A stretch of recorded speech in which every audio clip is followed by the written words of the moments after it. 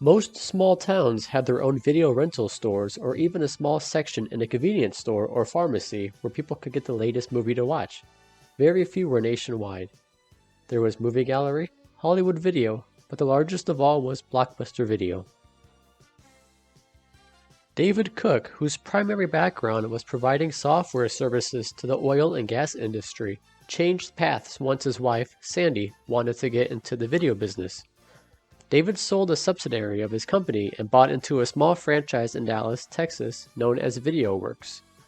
Wanting to decorate the inside of the rental store with blue and yellow, he was told no. So, in 1985, he opened his own company, Blockbuster Video Incorporated. It wasn't soon after that David realized the growing trend and potential of video rental, so he left the oil industry for good.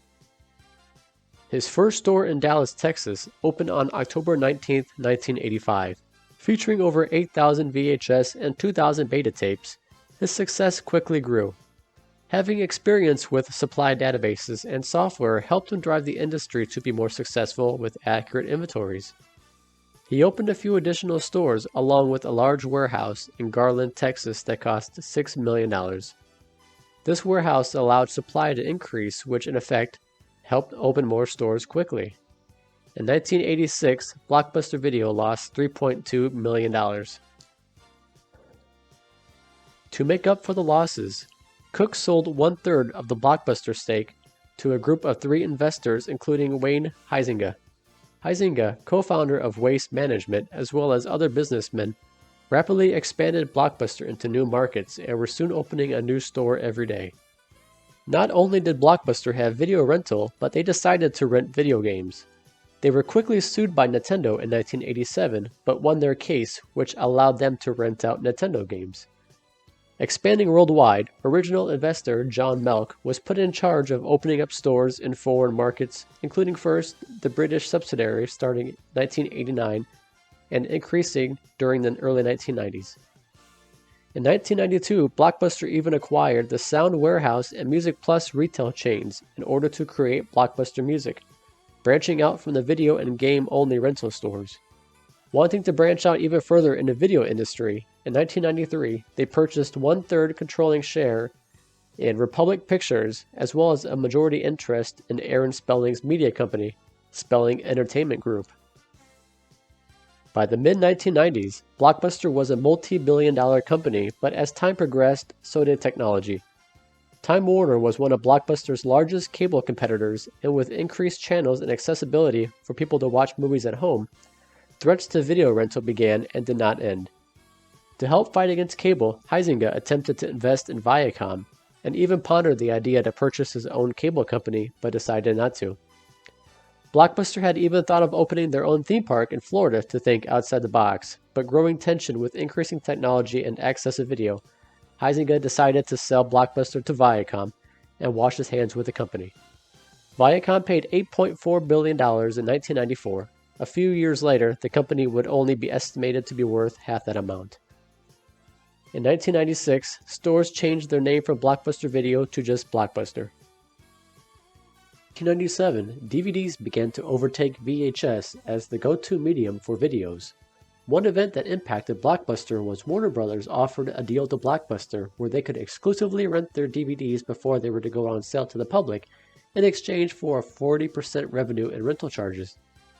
Blockbuster declined, which resulted in Warner Brothers offering a lower wholesale price to retailers in order to compete with the rental industry.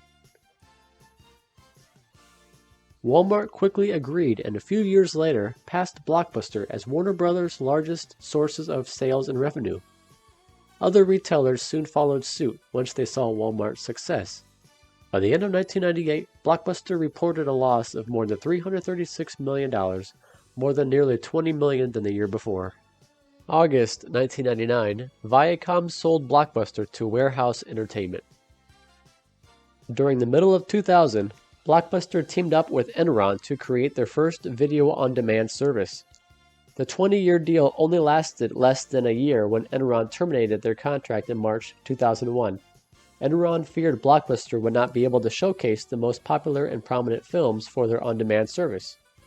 Also in 2000, Blockbuster turned down the opportunity to purchase soon-to-be competitor Netflix for $50 million. In 2004, Blockbuster finally released an online DVD subscription plan. Also the same year, after studying video and game trading, they decided to attempt DVD trade-ins in certain stores.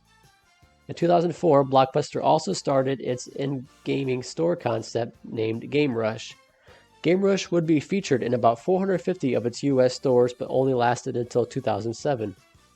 While in 2004, with Blockbuster creating many new concepts and having over 9,000 stores worldwide, they attempted to buy out one of its major competitors, Hollywood Video. The FTC opposed of the takeover, forcing Blockbuster to withdraw, and Movie Gallery eventually purchasing Hollywood Video in 2005. In 2007, with Netflix's popularity increasing, Blockbuster wanted to compete better in hopes of taking over their competitor. To compete, if a customer rented a Blockbuster DVD online, they could return it to a store for a free rental. They had hoped to cover the loss of the free rental by attracting more customers for their online subscription services. Netflix CEO Reed Hastings approached Blockbuster with an idea to buy Blockbuster's online business and to work with them, but the agreement was not materialized. Blockbuster CEO was pushed out and James Keyes took over. Keyes immediately rejected the proposal and even raised the price of online Blockbuster rentals. He got rid of the free rental deal, which led to the instant decrease of online subscribers. By 2007, Blockbuster started to move away from DVDs by mail and acquired MovieLink to shift to streaming videos. No longer seeing Netflix as a threat, Blockbuster focused on competing with Apple and Walmart. In 2008, Blockbuster nearly acquired struggling Circuit City but backed away.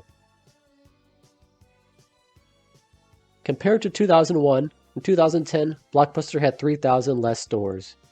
In the middle of 2010, competing with Redbox, Blockbuster Express rental kiosks began to pop up.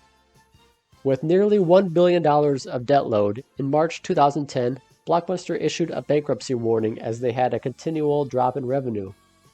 Unable to make anything positive happen, on September 23, 2010, Blockbuster filed for Chapter 11 bankruptcy protection, the same year that Movie Gallery filed for Chapter 7.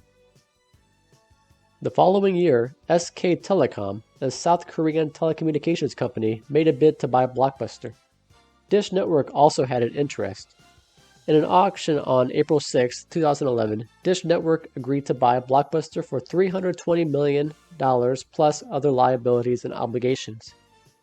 Dish Network wanted to turn Blockbuster into a true competitor to Netflix, but as the years went by, on October 4, 2012, Dish scrapped their plans.